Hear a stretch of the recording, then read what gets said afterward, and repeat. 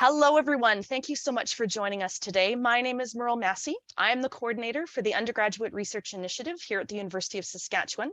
And today, as always, we pay our respects to the First Nations and Métis ancestors of this place and declare our relatedness to one another through Wekutuwin. With us today, so this is sort of a career services portion of our SURE student undergraduate research experience component. We kind of run our summer course right through literature reviews all the way up to the end of summer. That's when we start to see things like what we need to launch ourselves into our careers. And so career services here on campus has a number of sessions this week and next. And today we have Alicia Weirkamp, who is with us to talk about networking and leveraging LinkedIn as we sort of enter. And this is actually good learning for all of us. I know I use LinkedIn and I learn something new every time. So with that, I'm going to pass it directly over to Alicia, who will talk to us about networking. Thank you for being here with us. Yeah, thanks for having me. So I work in career services. I'm an experiential learning coordinator. I lead the RBC Learn to Work, Work to Learn program. If you're unfamiliar with what that is, stay tuned for emails that'll be coming out over the next couple of weeks for next year. We do a lot of different info sessions with employers. We do some different workshops. There's a mentorship program called ESAS Connects. Lots of exciting things happening. So I am going to be sharing these slides after the presentation so they can be shared out with you. So if you're a note taker, don't worry about jotting things down because the slides will be shared. If you have any questions, feel free to pop them in the chat. If you're comfortable, you can turn on your camera. You can ask them throughout, or you can hold them to the end of the presentation. So today we're going to be talking about networking and LinkedIn and kind of why you should leverage LinkedIn.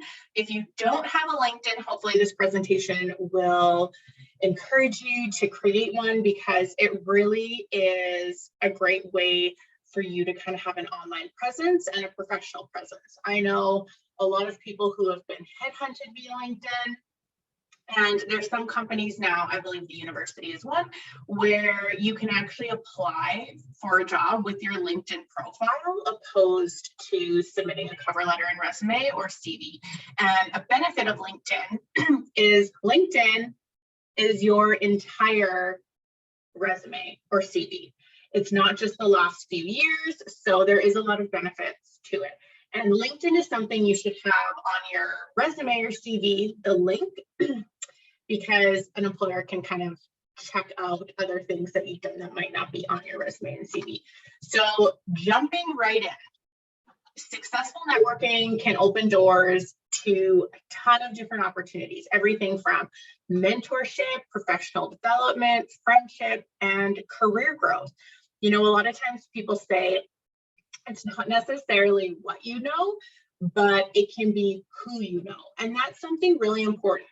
I know for myself, kind of what I like to do is if I am doing an industry panel or I've had a meeting with someone on campus from a different department or a unit or an external stakeholder, I like to go and follow them on LinkedIn. LinkedIn, it'll give you a picture of them, which can help jog your memory. And it also shows you what position they're in, the company they're in, some information there, and it allows you to kind of track their career growth.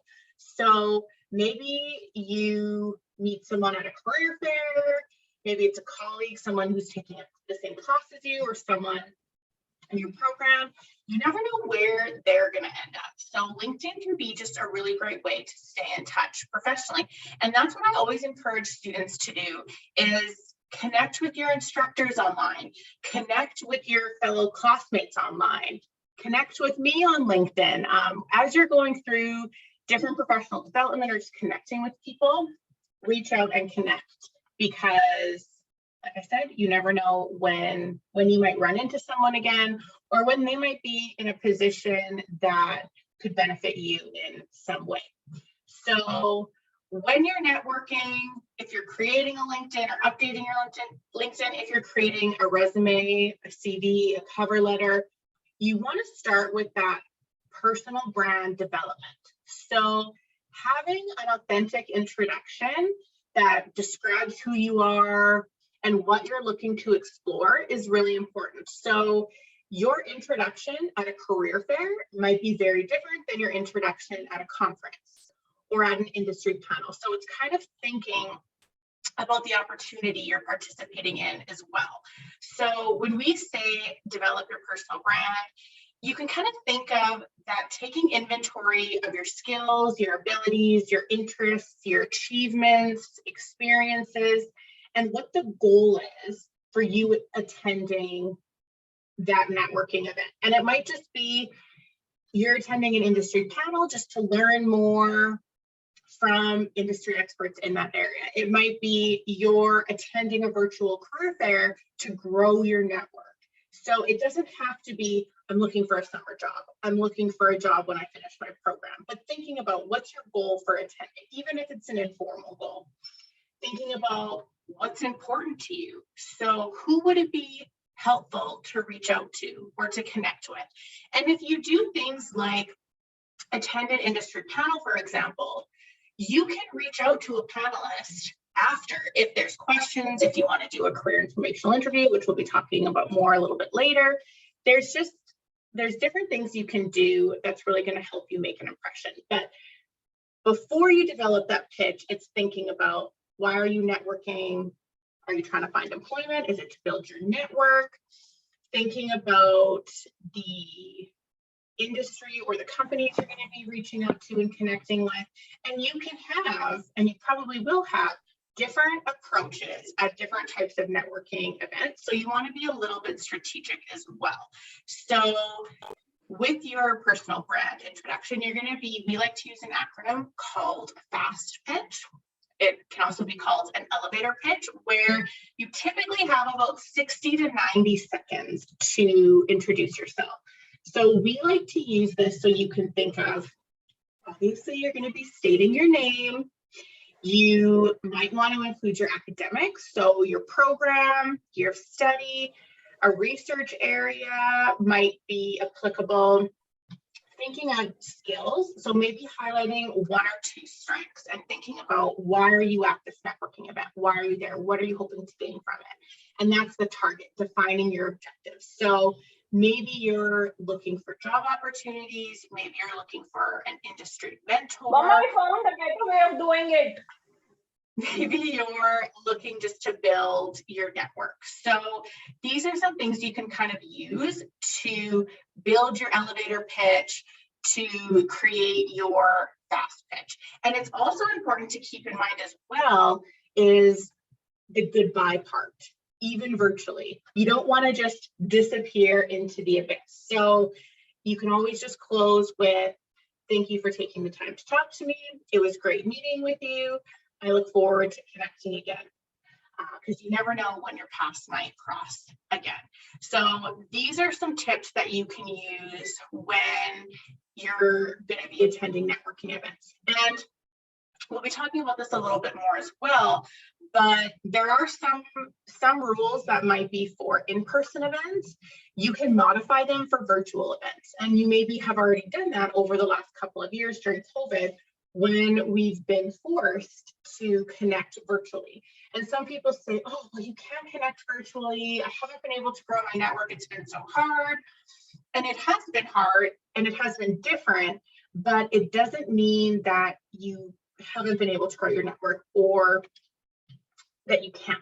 Attending this session is a way that you're growing your network, you're professionally developing, and it's just kind of seeking out some of those opportunities. And if you want some more opportunities that you can take part in over the next year, there's something called Career Link, which is run by our office. So you can access it through your pause. You just log in with your incident password. And there's an events calendar in there where we have workshops and industry panels and careers days and all sorts of crazy things going on. Watch your email for things that are happening on campus. There's so many opportunities for students to participate in different things that are completely free, and they really help you build your network, because once you finish your program and enter your career, there still are opportunities to connect, but a lot of times it's through conferences or paid professional development. So it's kind of taking advantage of the opportunities for you as a student as well. Now, I also know that networking, relationship building, it's something that can be hard for some people to do. And it's something that for someone who's really extroverted, they might feel super natural and super comfortable doing it. They're probably the people who talk to the person sitting beside them on the plane or on a bus.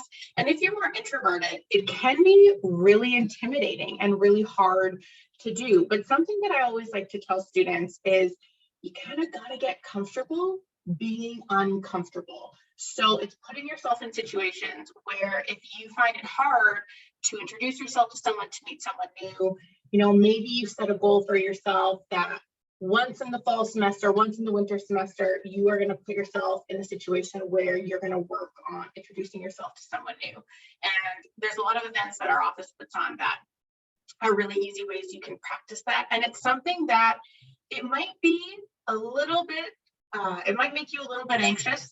And that's completely normal. Even as someone who's really extroverted, really comfortable talking to new people, depending the situation, it can be very nerve-wracking. So if you practice, you'll maybe get a little bit more comfortable doing it, but it's something that a skill that you really do want to try to work on because you're going to be doing it for your entire life, both formally and informally.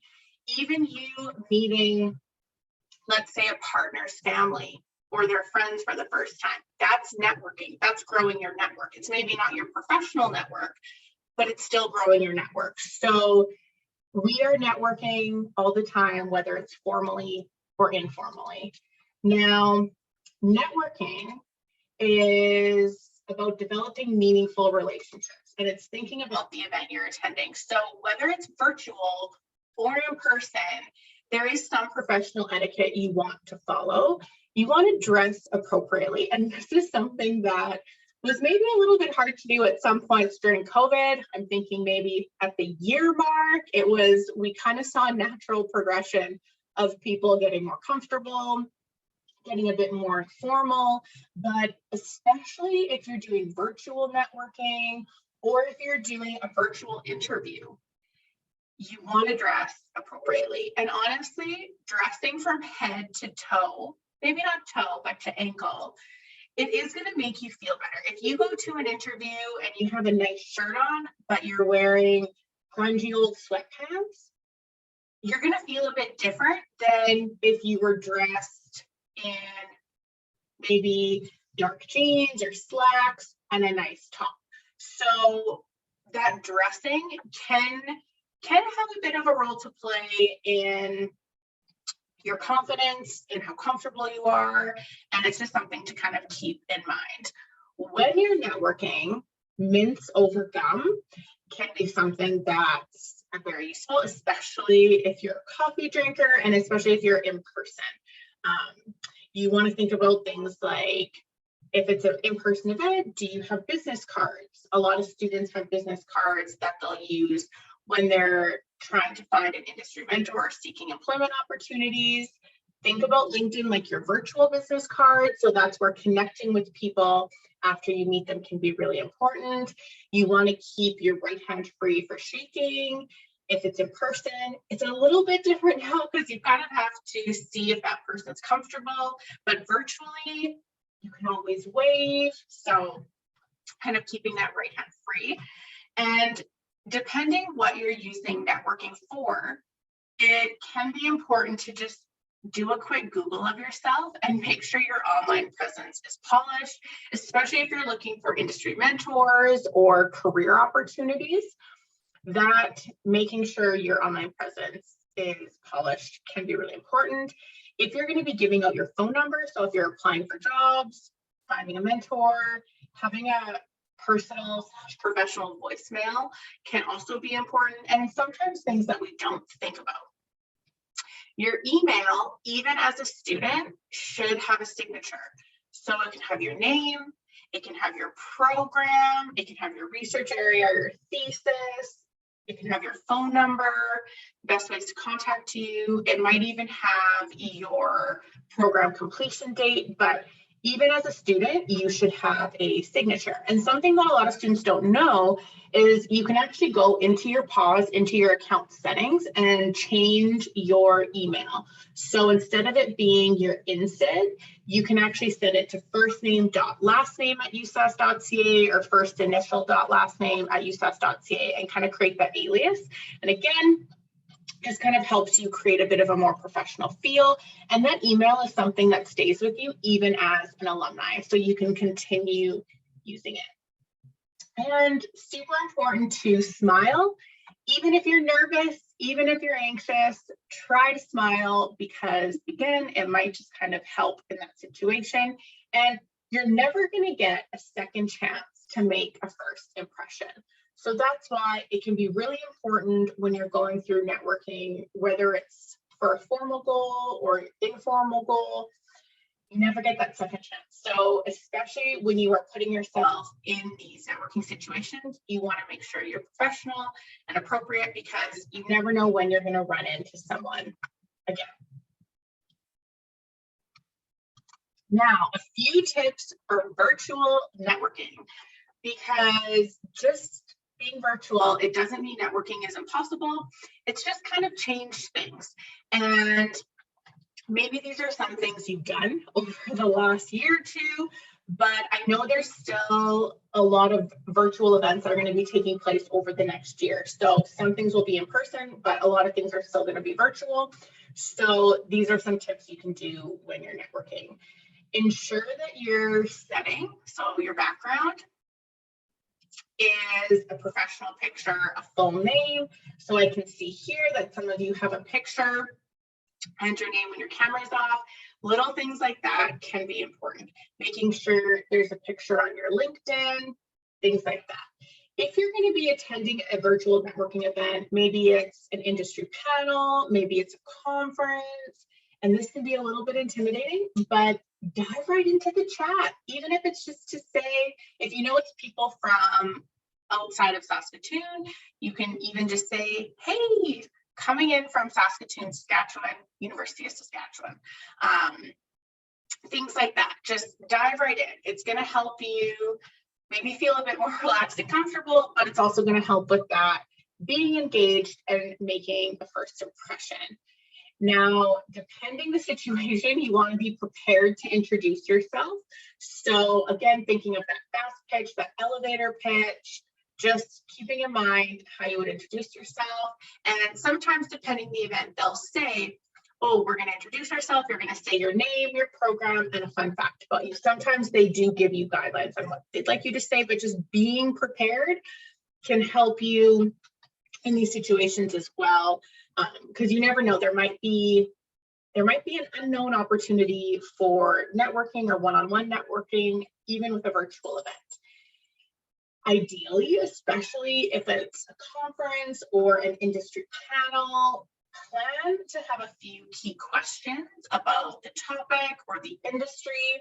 And this is going to help you, again, make that impression, but also really expand your knowledge in that area. And I'm not saying do a ton of research. This is not something really in depth, but just think about what questions you might have for the panelists. I know for me, I plan a workshop industry panel series that takes place over the fall and winter semesters. And I actually do a poll where students email in questions for the chance to win gift cards. So sometimes it's even beforehand, there might be an opportunity to submit a question. It's really important to bring a positive attitude, and it might not be all day, every day. We're all human. We all have good days and bad days, but when you're virtually networking, and again, when you're networking in person, bringing a positive attitude is radiated through the screen, and definitely when you're there in person. Like I mentioned before, just do a little bit of research. Who the panelists are, if it's an industry panel, and if it's like a virtual career fair or something, maybe you just do a quick search on which companies are going to be there, which companies would you want to talk to, and then that just helps you on the day of as well, make a bit of a plan. If you're communicating with people via chat, you want to make sure that you're avoiding casual abbreviations. So think of that as texting lingo. So make sure you're using full grammatical sentences. You're not abbreviating, you're not saying lol or just using the letter U instead of spelling YOU, things like that. When you're networking, when you're searching for job opportunities, making sure your LinkedIn is up to date and ready is really important as well, because some people might seek you out. So making sure your LinkedIn is up to date is really good. I always tell people, if you're adding something to your resume, make sure you're adding it to your LinkedIn as well. Potentially, you might want to make sure you have your resume up to date and ready, especially if you're job searching. But if you're attending things like a virtual career fair, there could be employment opportunities that come out of that. If you are attending an industry panel and maybe you're hopeful to find an industry mentor, again, you might want to just make sure your resume is up to date, because that might be something that they ask for if you connect with them one-on-one. Now, it is completely acceptable to reconnect or follow up after an event. So typically within 48 hours for business days is what you'd want to do. So this is something that you can do following a career fair, following an industry panel. If there's someone you really want to connect with, you can reach out to them. And LinkedIn is a great way to reach out to someone if you don't have their contact information. And this is a rule, not necessarily for right now, because you just get to listen to me talk for this workshop. But if you were attending a virtual event, turning your camera on can be a really big way to stand out, because let me tell you, over the last 2 years, I have participated in so many things where students have not even turned their camera on at all, not one time. And that can be something that's really hard for people participating in a panel, or if they're delivering some type of workshop. So being ready to have your camera turned on can be very useful as well. So you can see that a lot of these tips for virtual networking also cross over to in-person networking as well. So growing your network authentically takes time. So if you don't have a LinkedIn, which we're going to be getting into LinkedIn right away here, and you're going to work on creating one, you're not going to have 500, I think they're called followers on LinkedIn. You're not going to have a huge online network immediately. Growing it takes time, but you can start out with reaching out to your professors, reaching out to different college or department staff you've been involved with. You can reach out with me. You can reach out to the people in your class. So just start growing that network, and it's going to take time to do it authentically. And it's also something you're going to be doing for definitely the rest of your career. And honestly, I like to say networking is a lifelong activity, because even if it's not professionally, you're going to be growing your network informally or in your personal life as well. So authentic connections, they take initiation, they take time to create. So don't worry if it seems like a lot. Don't worry if this seems overwhelming. You can start with little goals. Maybe it's reaching out to connecting with the people in your course, and then maybe it's one course per term after that. And you want to try to get out of your comfort zone. If you attend an industry panel, then it's reaching out to those panelists on LinkedIn. So you can kind of set little goals for yourself. That's going to help you, because on LinkedIn, it is nice that you can have a variety of connections. You can have people in your personal life, so you can have friends, you can have family, you can have your colleagues, so the students in the courses with you. You can have industry connections, past supervisors. It really is an opportunity for you to connect with a lot of people. So start small, set little goals if this seems like a lot, and over time you are going to grow that. Now, you heard me mention a career informational interview. So what is it? It's a private meeting with an experienced professional in a career area or an industry that is appealing to you, that you maybe have a goal to enter. And the purpose of it is to gain a better understanding of the day-to-day realities of that career field.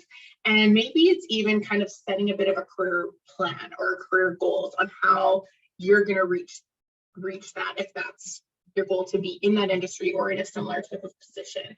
You're going to ask a series of specific questions where you're going to be gaining personal insights of the climate of the industry, different points of entry, and learning about the education and experiences that might be required. So these insights can really help you make informed decisions about your future. By taking the time to meet with industry representatives, you're also setting yourself up for success by building relationships with people who can potentially help you uncover hidden opportunities. So these are career opportunities that are not posted or advertised. And a career informational interview, it really is a one-on-one meeting with an experienced professional in a profession or area of your interest. So what I like to tell students why this can be an important thing to do is the growing of your network is really, I think, one of the biggest things. It's also gaining insight into specific careers or industries. There is so many opportunities out there, so many different career paths. It can be really hard to narrow where you might want to go, where you might see yourself, and the hidden opportunities can be really important as well.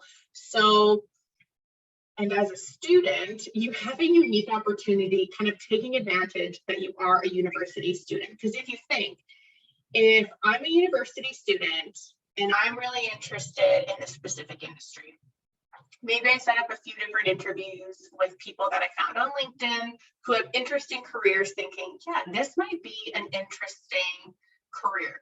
Or maybe there's a specific company you really want to work for.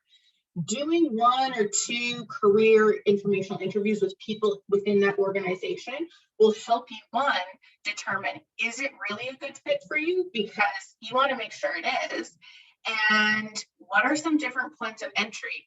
And a lot of times, if you know someone in an organization and they'll give you a personal recommendation for a position, a hiring manager is going to look at that before they look at the 200 applications that came in.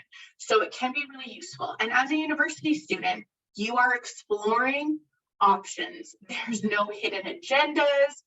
You're just exploring options. You're trying to set some career goals for yourself.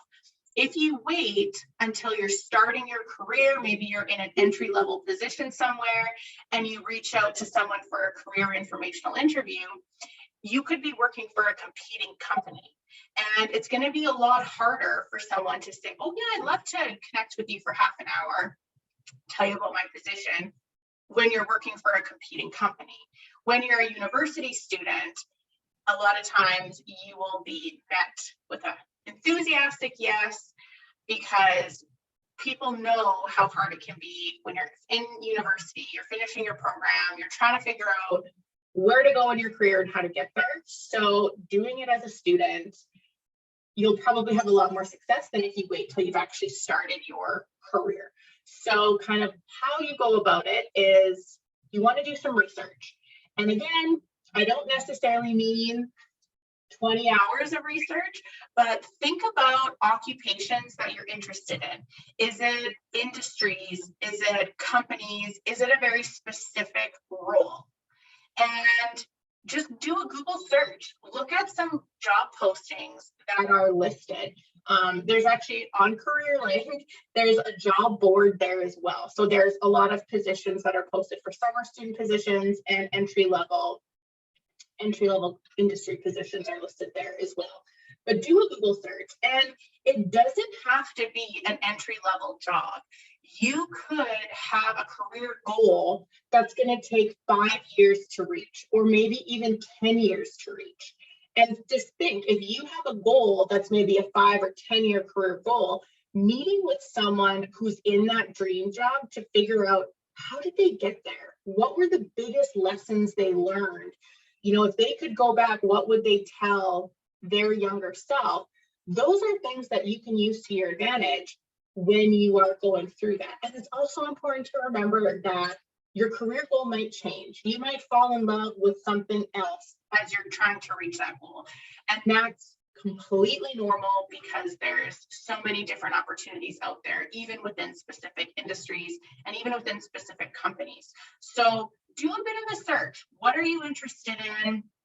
And then looking at that personal network. So LinkedIn is such an easy place to start. Family, friends, relatives, teachers, professors, past employers.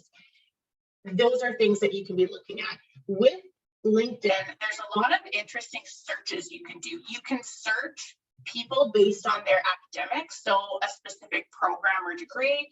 You can search people based on their position title. You can use keywords. There's a lot of different things you can do. So utilize LinkedIn, and it's completely appropriate and very common that a lot of times when students are doing career informational interviews, they're reaching out to people on LinkedIn, or they're cold calling. If you can find a work phone number, you don't necessarily have to know them or know someone who knows them. So you can do more cold calling is what we call it as well. Let's start with that personal network. And LinkedIn is a huge resource in terms of just trying to find people in a specific career or industry. Now, the contacts. So you've done your research, maybe you have 3 people or 5 people or 10 people, whatever the number is. You have your list of people that you would like to request to meet with. So definitely start with your top 2 or 3, and you're going to be requesting a 30-minute connect. You never want to go more than 30 minutes. It can be in person, it can be over the phone, or it can be virtual video like Zoom. And you want to keep it short because it's your first meeting. You don't want to take up a lot of their time, depending the position they're in, might depend how busy they are. And knowing that if you have a good first connect and you want to follow up again, they're more likely to perhaps schedule another meeting. Or maybe just in your schedule, make sure you have time after the 30 minutes in case they have time to go longer as well. So you are going to ask them for a 30-minute connect to conduct a career informational interview. So if you actually go onto our website as well, I have more information we're going through next, but there's a ton of information on our website, from a draft email you would send to sample questions. So there's lots of information there. In the email, you're going to describe yourself a little bit, think about that fast pitch. You're going to state what you're hoping to gain. So maybe it's getting a bit of insight on this specific career, their career journey. You want to make sure you're following the professional etiquette. So having a student signature, making sure you have a professional subject line. Some of these things might seem silly, but you would be surprised at how casual some people can be. And then that might mean that someone doesn't look at your email. So making sure you're using your university email, some things like that.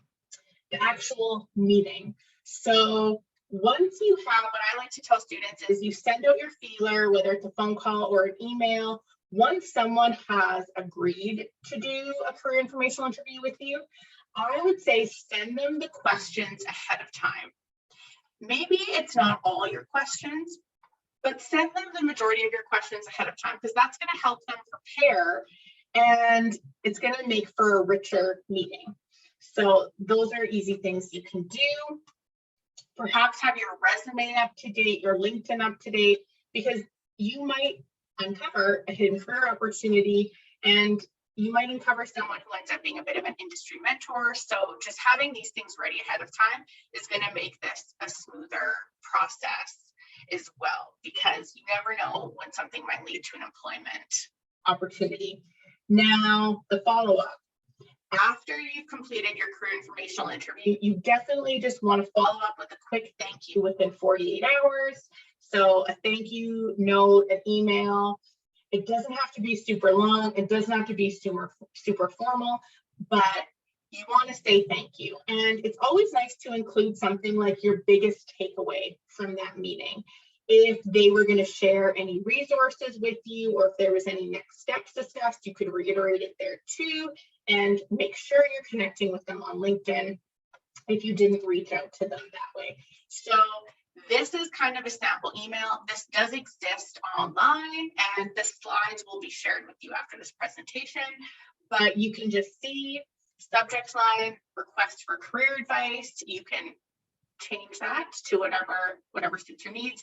You would include how you found their name, and it could be LinkedIn. You found them on LinkedIn by searching specific careers. Maybe they were referred to you by someone you know. You can insert it there.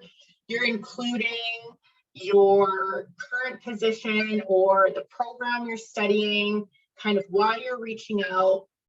And then the ask is, would you be available to meet for, in this case, a 20-minute conversation, where I can ask you a few questions about your career, how you got into this position, saying if you'd like it to be in person or virtual. These are just things you can include. So some sample questions. How did you get into your current line of work? What type of formal training have you had? What do you like most or least about your job? You can ask things about training, experience, advice they'd give to someone trying to enter this industry, advice they'd give to a younger them, the culture and climate of this position or this company or this industry. What are problems or frustrations they've encountered in their line of work? Are there related fields they think would be worth exploring? And again, that can help you find maybe an opportunity you didn't think of beforehand. And depending how the conversation goes, how many meetings you have, you can even ask them if your skills and background, if it's a realistic move for you to be entering this industry or striving towards this goal, or maybe it's identifying areas that you could grow into. So there's a lot more examples of questions on our website, and definitely even just Googling career informational interview, you'll get a ton of options there as well. So just to kind of reiterate the why, it helps you gain a better understanding of day-to-day realities of a specific career field. It gives you a personal insight into the overall climate of the industry, discover different points of entry, and it allows you to learn about career pathways to ultimately get you to your career goal, whatever that might be. A few advantages: you're building relationships with people who could uncover hidden opportunities. You're gaining direct insight to a potentially competitive company or industry, and you're building your network. So remember, you can do this year-round. You can do this year-round as a student, and it's an easy ask as a student, but it's a harder ask if you're in an entry-level position or in your career, potentially working for a competitor. So now, on to LinkedIn. It is the place to find and be found. So you can conduct occupational, company, school research.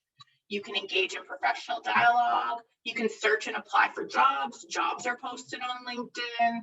There's a lot of different opportunities to expand your network. There's workshops. There's courses you can do through LinkedIn. There's LinkedIn events, and you can be recruited. I know multiple people who have been headhunted via LinkedIn. So it is really important. If you don't have a LinkedIn, don't stress about it, but I definitely encourage you to create one. And that is something our office can help you. We can help turn your resume into a LinkedIn if you're struggling. So I will note, LinkedIn is very different than Facebook or Instagram or Twitter. Think of it like your professional resume, your online resume. So your profile picture should be more of a headshot rather than a picture of you and friends at the last party you went to. You want to think of it as it's your professional online resume.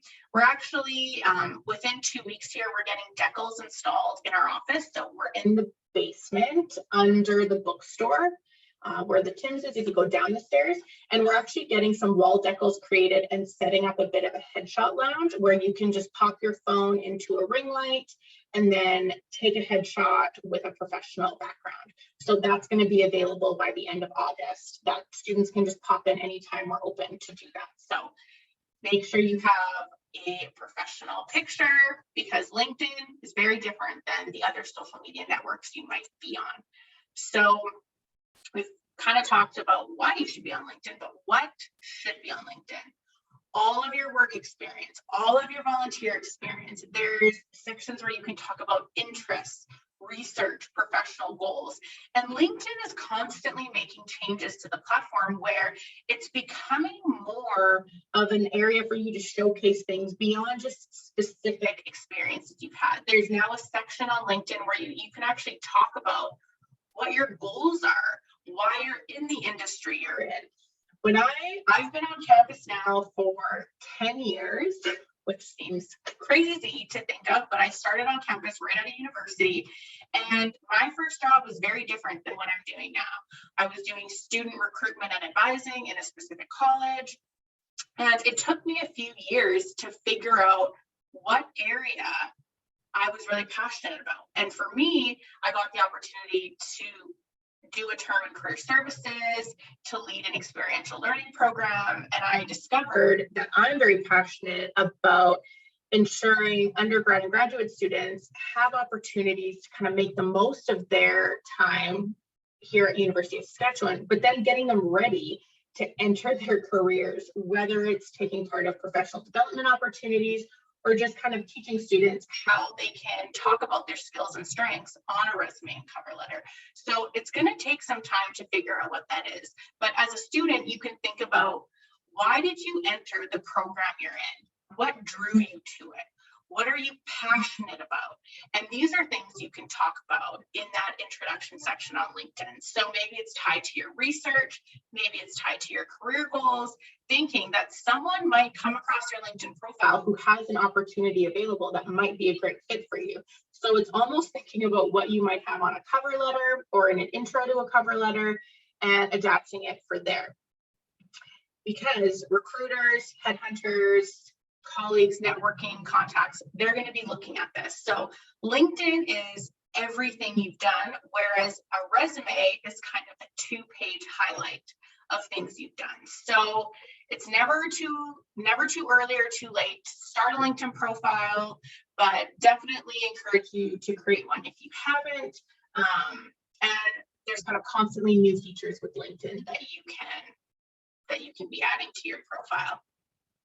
So to get started, you want to make sure you have that appropriate photo. So like I said, by the end of August, we're going to have kind of a standing headshot lounge that students can use to take a professional headshot. You want it to be decent quality. Honestly, now with smartphones, yes, you can use your smartphone to take a picture. You want to be dressed appropriately. I'm not saying suit and tie. Think of business casual, thinking from your kind of shoulders up. It's face forward. There's no one else in the picture. There's no pets. There's no kids. There's no friends. It is just you. Now, LinkedIn has a profile picture and a cover picture. So you can have a bit of fun with your cover picture if you want, but your profile picture is going to be just you. And when I say have fun, I don't mean posting that picture from the last party you were at, but I mean if there's an area you're really interested in. For me, I worked at the university for 10 years. I grew up on an elk farm, ELK. They're a member of the Service family. And so my cover picture is actually a picture of elk that we own, because I'm very involved in the industry as a volunteer, even though I work at the university. So that's what I mean. You can have a bit of fun with your cover photo. If there's an area that you're interested in or passionate in that's maybe not tied specifically to your career. And it is a fact that profiles with profile pictures get 14 times more views than profiles that don't. So you want to have that profile picture, you want to have that background picture, you want to complete your profile. So anything that's on your resume or CV needs to be on your LinkedIn. Think about research projects you've done. Think if there's any papers you've written, if you've presented at any conferences. Think about things like this because you want them to be on your LinkedIn. You can personalize your headings and about sections. And what's actually interesting with LinkedIn as well, you don't have to list things in the chronological order. If there is an opportunity you maybe had last year that's super relevant to you this year, even though you've had more opportunities, you can bump that up higher up on your page so it doesn't get missed. So it's even kind of learning the different functions of LinkedIn and taking advantage of that. And like I said, start with people you know, professors, friends, family, colleagues, students in your classes, me, connect with us all. That's where you can start. Now, a LinkedIn profile review, like I said, if you're struggling, or maybe you just want someone to look it over, or you have questions about different features, you can book a LinkedIn profile review with our office, and you do that through CareerLink. So the same way you would make a career coaching appointment or a resume review appointment, it's all through CareerLink. So in summary, LinkedIn is a living entity. It evolves as you evolve. And it's not just a job search tool. You can use it for career exploration. You can use it for networking. It can be used in so many different ways. It's never too early or too late to create, I'm going to say, or update your LinkedIn. Maybe you made it a few years ago and you haven't touched it since, like me with my Twitter account. You can just go back and kind of pick up where you left off. You want to have a bit of a strategy, even if the strategy isn't career focused. So for me, I am in a career I love. I don't have a desire to move right now, but I use LinkedIn for networking. So thinking of what your strategy is at this moment in time, knowing it can change. And that's going to just help you when you're figuring out your content, how you want it highlighted, how you want it laid out. And think about the effectiveness. So there is a bit of strategy to it, because it's your resume that never sleeps. So ensuring you maintain it, even if it's just going on once every couple weeks to see, has anyone reached out to connect with you? Has anyone sent you a message? You want to make sure that you're on that platform if you're using it to connect with people. And I don't mean connect with people in terms of sending them just a connect. If you're emailing any industry contacts, if you're trying to set up career informational interviews, you want to make sure you're checking on that platform, because LinkedIn does have a space where you can send a message to someone. So I've also recently learned with LinkedIn, some people have their professional emails listed there. There's kind of a contact button on the profile now where people might list their professional email or phone number. So definitely use that. But if they don't, there is an option to send a message to someone via LinkedIn. So when you're writing a meaningful message, you want to use the subject line. You always start with a greeting. You always end it with a salutation. So it can be thank you, sincerely, whichever one you like, but you always start with something, you always end with something. You want to have a professional signature, even if it's you just writing it in, have your contact information.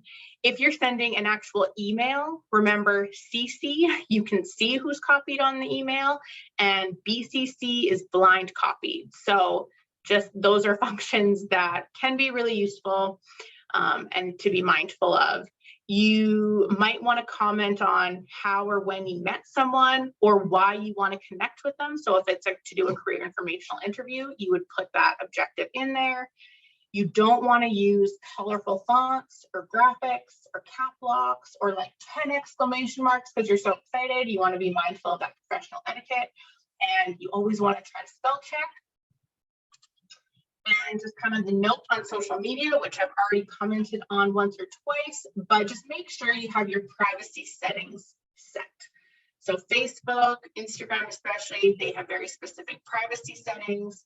Twitter, I just say be mindful of usage in this day and age. We all know people who have perhaps lost a job for something they've shared on social media, even if it was a number of years ago. So your online presence never really goes away. So you want to be mindful of what you're sharing, what you're posting, what you're commenting on. I know for me, I love a healthy political debate. I do not have them on social media. I have them with family and friends. And it's just being mindful of that dialogue you're putting out there. And LinkedIn really has created some awesome opportunities where you can share articles. You can share updates that aren't tied to a job change or a specific position. So you can really utilize that to your benefit when you're trying to grow your network in a specific industry or trying to get into a specific career. So be mindful of the different social media, the uses, and the privacy settings for them. So that does take us to the end of the presentation. Like I said, I'll be sharing my slides, so you'll get a copy of those. If you want to do a LinkedIn review or meet with a career coach or anything like that, you can set up an appointment with CareerLink, and definitely check out our events calendar or just watch your email, because we're going to have a lot of exciting stuff happening kicking off in the next month here. So yeah, I'll open it up if anyone has any questions. I'm also going to put the link to CareerLink in the chat, so it just makes it that much easier for all of you. Perfect. That was fantastic.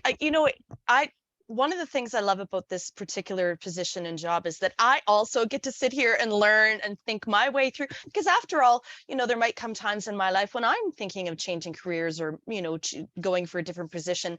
And so all of the things that you have put into place, right from social media all the way to, giving that good first impression, they apply equally, not just to students, but to those of us who might be a little bit further along that particular career path. And so really, really valuable learning. And thank you so much for that, Alicia.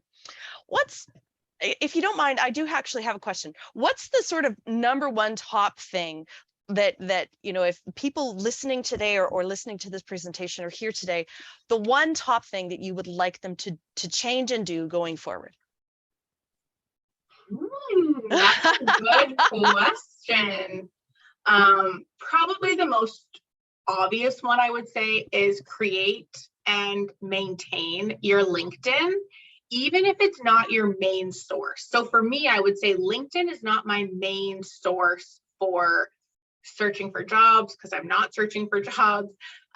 Even reaching out for panelists, like, it's not my main avenue, but I recognize how important it is just in my career to maintain my LinkedIn, make sure it's up to date. There's students who've reached out to me that I just met over my last decade on campus, where they need something from me or from our office, or there's a way for us to partner on something or just get relevant content out to students. And LinkedIn is an easy way to kind of see where people are at. So I would definitely say create a LinkedIn if you don't have it, and somewhat maintain it, even if it's not your main source for networking or connecting with people. But it is kind of the way of the future. People use it to apply for jobs. People get headhunted via it. And there might be a new platform in a couple of years that replaces LinkedIn. I don't know. But for right now, it's LinkedIn. There's LinkedIn Learning. There's free courses you can do. It's really grown as a platform. So that would definitely be my number one. And for maybe a less obvious one, I would just tell students to match their professionalism in how they're engaging, whether it's at a career fair, at an industry panel, whether it's kind of the way you're dressed or the way you're communicating. Some of those basic things, I'm sure some students were kind of like, seriously, this is what she's telling us. But you would be surprised at how many students don't follow that. And you never get a second chance to make a new first impression. So it can be really important, especially when you know you're walking into a networking opportunity. Those are brilliant pieces of advice. What I'm going to do, just so that the students know, I'm going to stop the recording, and say thank you. But we're going to stay here so that in case more questions come in, then we'll be able to go from there. Okay.